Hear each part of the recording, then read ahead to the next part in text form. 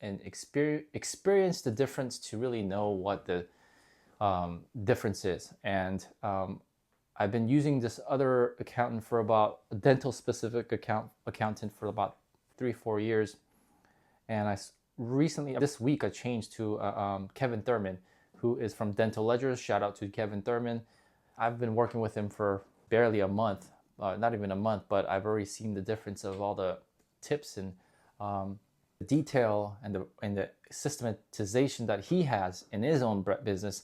And he's also into business, so we get along very well. We have a lot of commonalities. But anyways, he's been looking at my collections and my P&Ls, and he noticed a difference in what's being posted into my software, my dental software, and what's really being deposited into the bank. And there's been a difference. And I've heard this before, but I kind of been so busy with other things that I didn't really get to look into details. But not only does a good accountant give you tips, but he gives you the system. So he's been able to give me a Excel sheet that I can just have my staff fill in, and it can help me track it. And what I've noticed is that there's a big difference. So there's a lot of reasons why there could be a difference between what's being posted in your software and what's being deposited into the bank. And you really have to carefully check, because there could be a lot of mistakes. There's a lot of money going in and out. And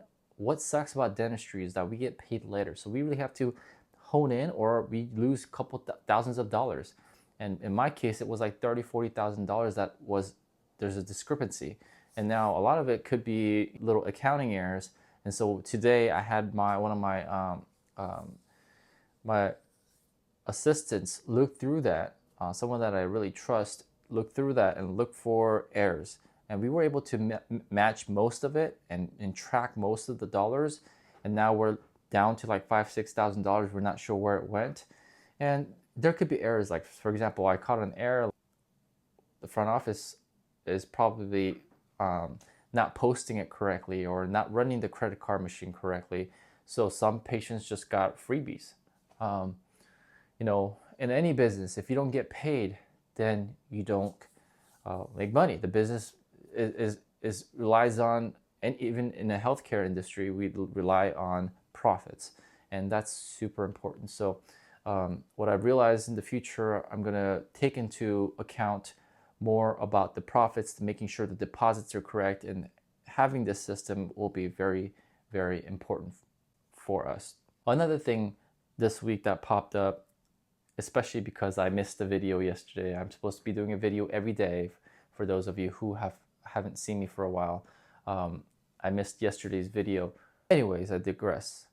Second challenge that I've had, and I guess not a challenge, but something that I realized, is that having good relationships with specialists is super important. One of the things I've did this year is really started to collaborate really well with one of my neighborhood orthodontist and a pediatric dentist.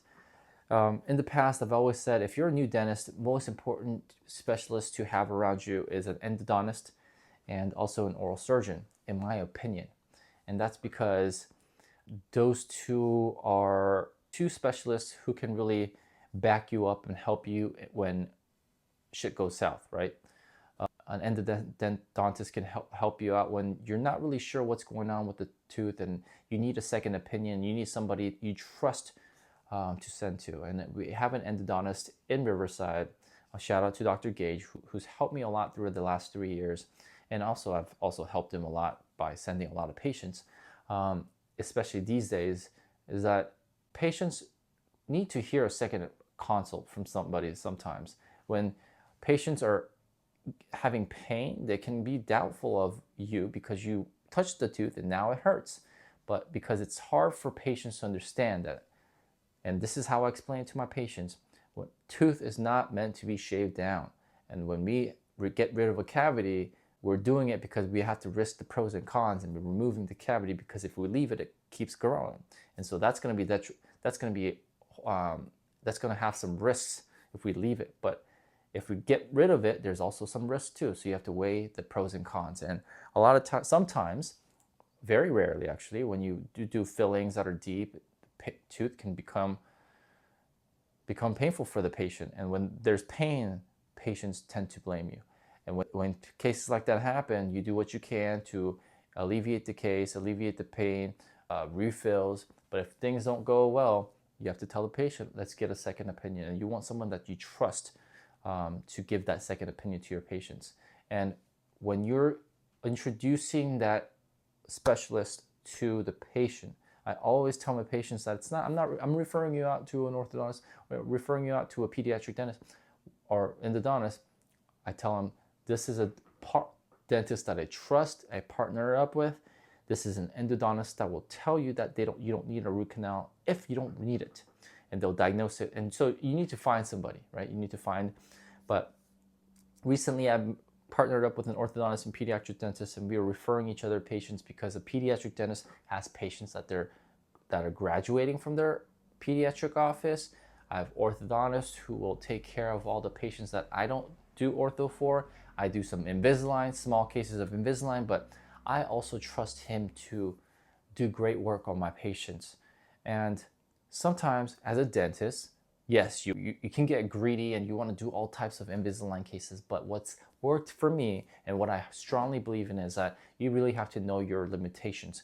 Am I really doing good to my patients by doing this case, or is the patient better off with a specialist to finish this complicated case if you can't really create that great experience for the patient or great outcome for the patient? And that's super important. And especially as a business owner, I'm thinking long term. I want my patient to never leave my dental office. If he's 25 years old, I want him to be with my office until he's 60, 70, until he dies. And that creates the lifetime value for the patient.